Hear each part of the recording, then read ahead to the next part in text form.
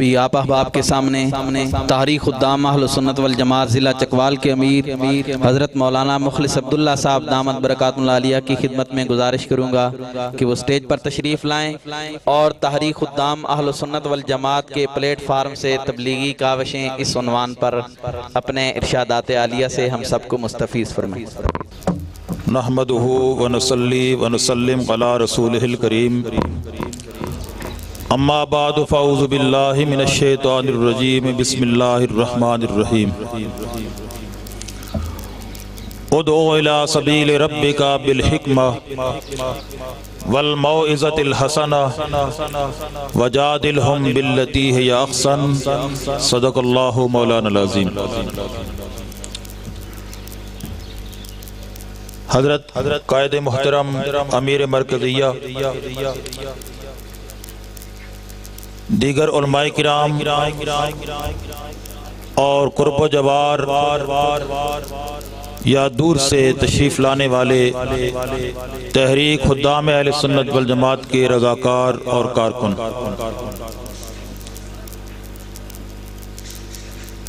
بہت خوشی کی بات ہے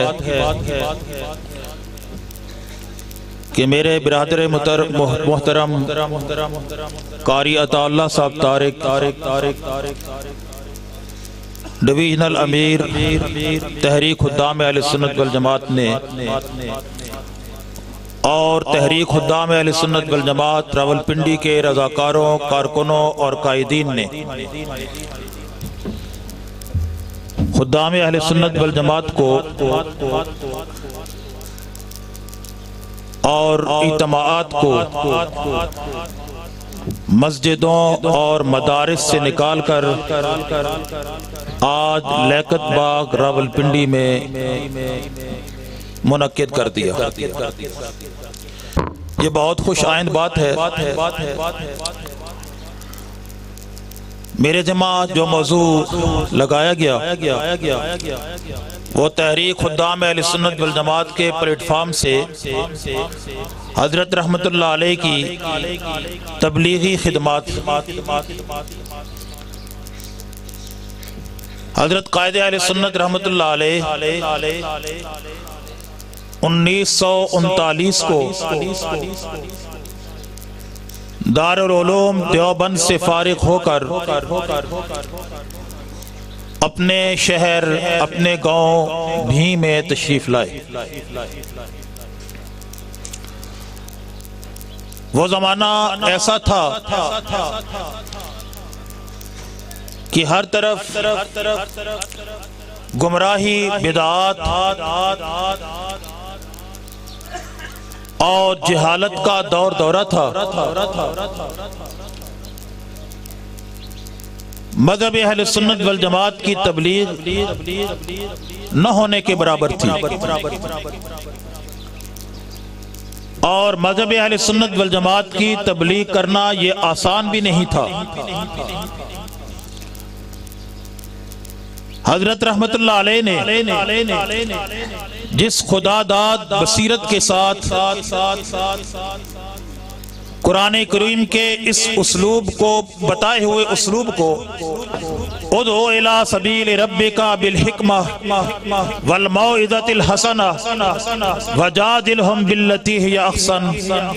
اس اصول قرآن کے تحت انتہائی بصیرت کے ساتھ، نرم اور آہستہ آہستہ انداز کے ساتھ تبلیغ دین کے کام کو شروع فرمایا۔ ابتدان موضع بھی کے اندر آپ نے مرکزی جامعہ مسجد میں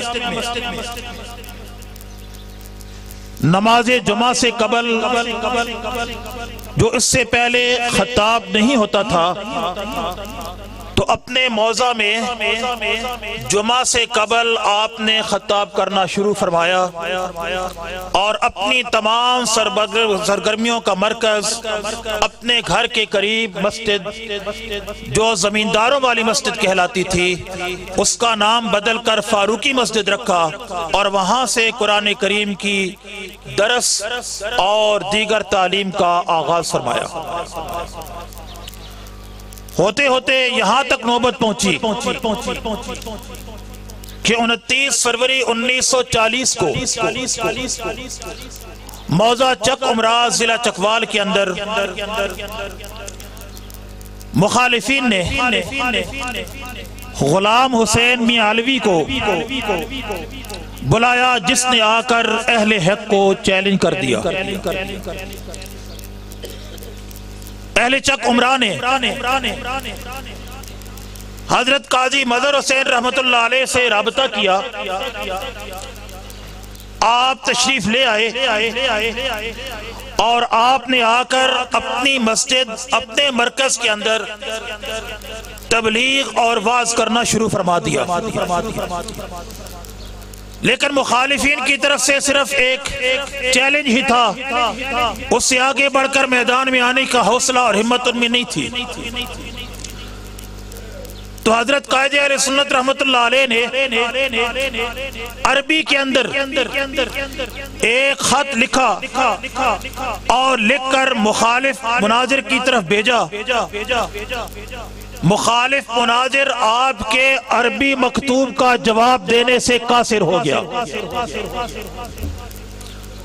حضرت قائد اہل سنت رحمت اللہ علیہ نے فرمایا کہ قرآن مجید کا اسلوب ہے ادعو الی سبیل ربک بالحکمہ والموعظۃ الحسنہ۔ جب ان مراحل سے مخالف آگے بڑھ جائے تو قرآن وجادلہم باللتی ہی احسن کا بھی درس دیتا ہے۔ حضرت قائد اہل سنت رحمت اللہ علیہ چکوال میں 1958 میں مدنی جامع مسجد کی خطابت کے فرائض سنبھالتے ہیں۔ درمیان میں سارا مختصر کرتا ہوں چونکہ وقت کا بھی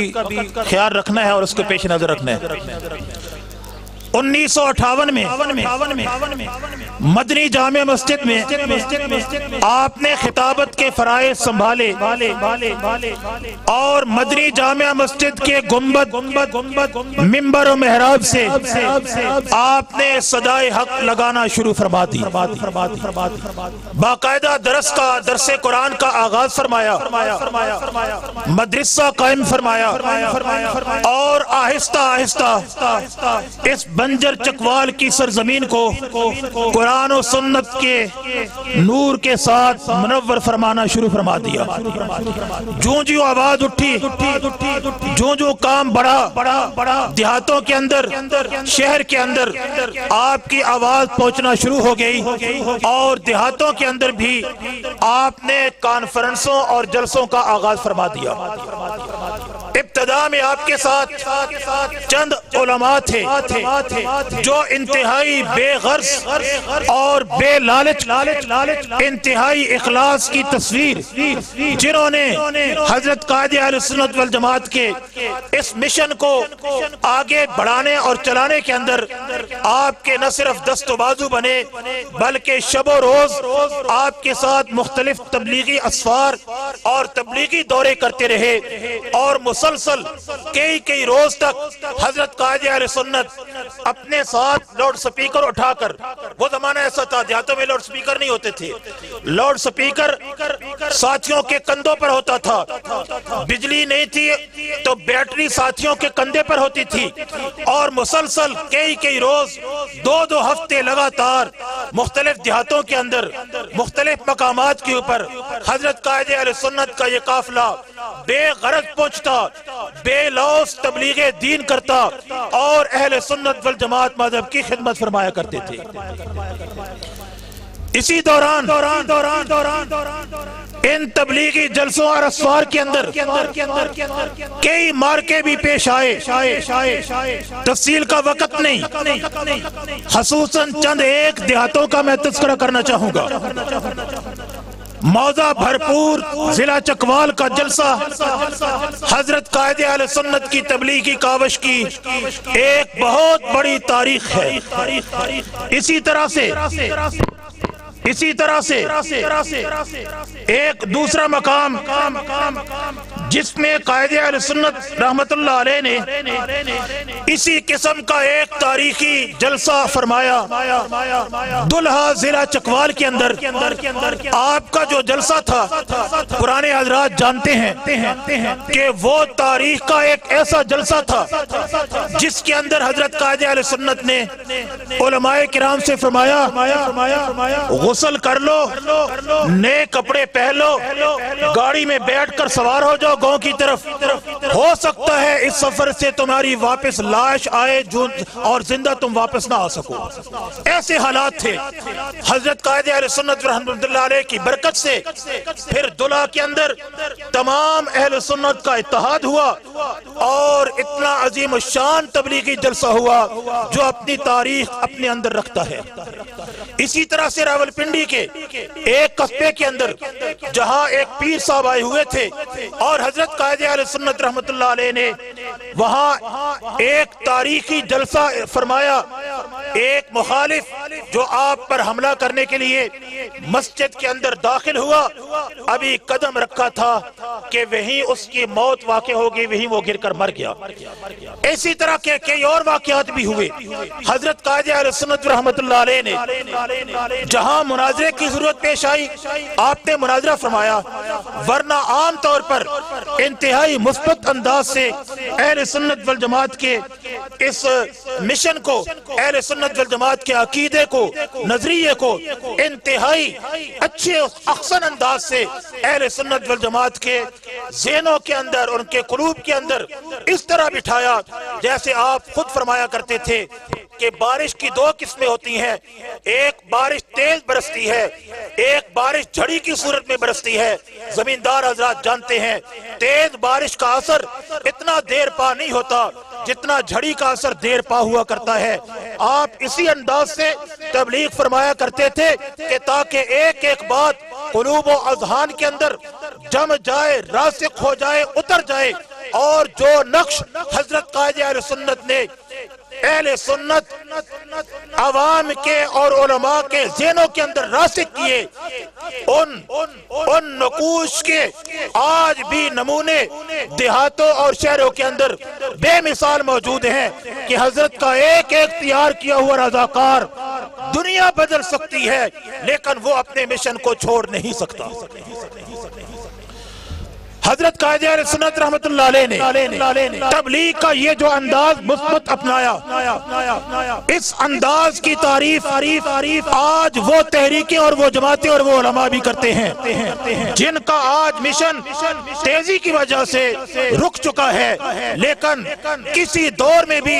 خواہ مارشل لا لگا، خواہ ایمرجنسی نافذ ہو یا ملک کے حالات جیسے بھی ہوں، نیشنل ایکشن پلان ہو، جیسے بھی ملک کے حالات ہوں، خدام اہل سنت والجماعت کے اجلاس، اس کی کانفرنس سے، اس کے جلسے اس قدر پر امن ہوتے ہیں، قانون کے دائرے کے اندر ہوتے ہیں کہ آج تک کسی حکومت کو خدام اہل سنت کی تبلیغ پر کوئی اعتراض نہیں ہوا۔ یہ حضرت قائد اہل سنت کا